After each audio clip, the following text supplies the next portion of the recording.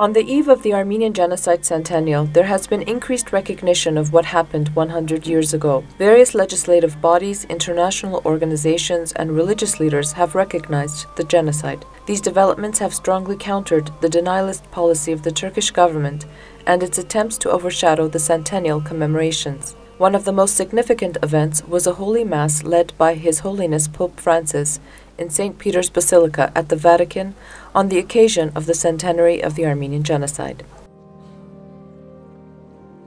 In his opening remarks during the Mass, the Pope stated that in the past century, our human family has lived through three massive and unprecedented tragedies.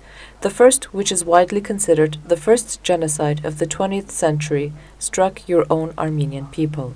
He continued, E persino bambini e malati indefessi. It seems that the human family has refused to learn from its mistakes caused by the law of terror, so that today, too, there are those who attempt to eliminate others with the help of a few and with the complicit silence of others who simply stand by. Armenia's President Serge Sarkisyan, His Holiness Karekin II, Supreme Patriarch and Catholicos of all Armenians, His Holiness Aram I, Catholicos of the Great House of Cilicia, and His Beatitude Nerses Bedros XIX, Catholicos Patriarch of Cilicia of Armenian Catholics, took part in the Holy Mass. Karekin II delivered his remarks at the end of the Papal Mass. He said that the centuries-old friendship between the two churches was significant and thanked Pope Francis for his solidarity. He added that the international community was not able to stop the Armenian genocide nor condemn it. As a result, it had to bear witness to the Holocaust and more genocides. His Holiness went on to say that in this 100th year, the recognition of the Armenian genocide, its condemnation and restitution is imperative for the world. Հայոց ցեղասպանության համընդհանուր ճանաչման եւ իր արդար պահանջատիրության. Aram I also offered remarks. In fact, the Armenian genocide is an unforgettable and undeniable fact of history, deeply rooted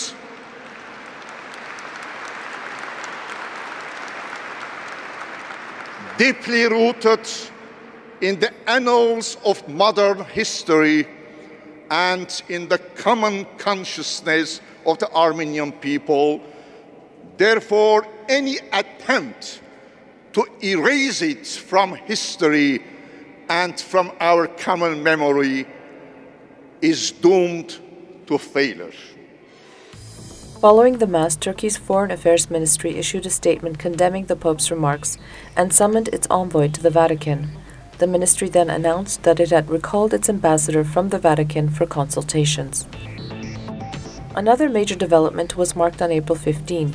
The European Parliament overwhelmingly voted in favor of passing a resolution on the centennial of the Armenian Genocide. The resolution urged Turkey to come to terms with its past. All 7 political groups represented in the European Parliament supported the resolution. In a press conference, the European Parliament said, MEPs stressed the need for Turkey to recognize the Armenian genocide so as to pave way for genuine reconciliation. They also commended Pope Francis for recognizing the genocide. The resolution pays tribute on the eve of the centenary to the memory of the 1.5 million innocent Armenian victims and calls on Turkey to come to terms with its past. Armenia's Foreign Affairs Minister Edward Nalbandian said that Armenia welcomed the European Parliament resolution. The permanent delegation of Turkey to the EU immediately tweeted that the European Parliament resolution had succeeded in alienating Turkey and the Turkish people. It also accused the Parliament of acting as prosecutor, judge, and jury. The delegation went on to say that without dialogue between the parties, such resolutions are meaningless. The Turkish Foreign Ministry also issued a statement condemning the resolution. Several other governing bodies around the world recognized the Armenian genocide. The Chilean parliament passed a resolution on April 14 expressing solidarity with the Armenian nation in condemning the genocide of its people that started in 1915. The Chilean Senate previously passed a resolution recognizing the Armenian genocide in 2007. On April 1, Cyprus's parliament passed legislation criminalizing the denial of the Armenian Genocide. The resolution called for penalization of genocide denial, crimes against humanity, and war crimes.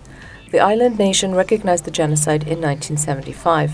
Parliament Speaker Yanakis Omuru said, "Today is a historic day. It allows Parliament to restore, with unanimous decisions and resolutions, historical truths." On April 21, the Austrian Parliament drafted a statement condemning the Armenian government announced its plan to stand behind a Bundestag resolution that would affirm the Armenian genocide.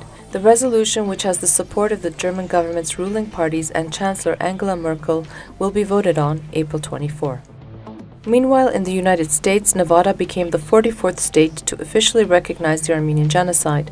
In the document adopted by the state's legislature on April 14, elected officials acknowledged the slaughter of Armenians committed by the Ottoman Empire as the first genocide of the 20th century. They also called upon the U.S. President Barack Obama and the U.S. Congress to recognize the historical fact. However, in a meeting with Armenian American leaders on April 21, White House officials said that President Obama would not use the term genocide in his 100th anniversary remarks. The news drew criticism from numerous Armenian American organizations which accused Obama of caving to Turkey. And indeed, on April 23, President Barack Obama's statement to the Armenian people did not use the word genocide. Instead, he used the term մեծ եղեր. Armenians hoped Obama would fulfill a 2008 presidential campaign pledge to use the term in the wake of other governments and world leaders referring to the massacres as genocide.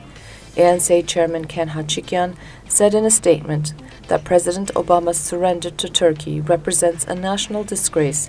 It is, very simply, a betrayal of truth, a betrayal of trust.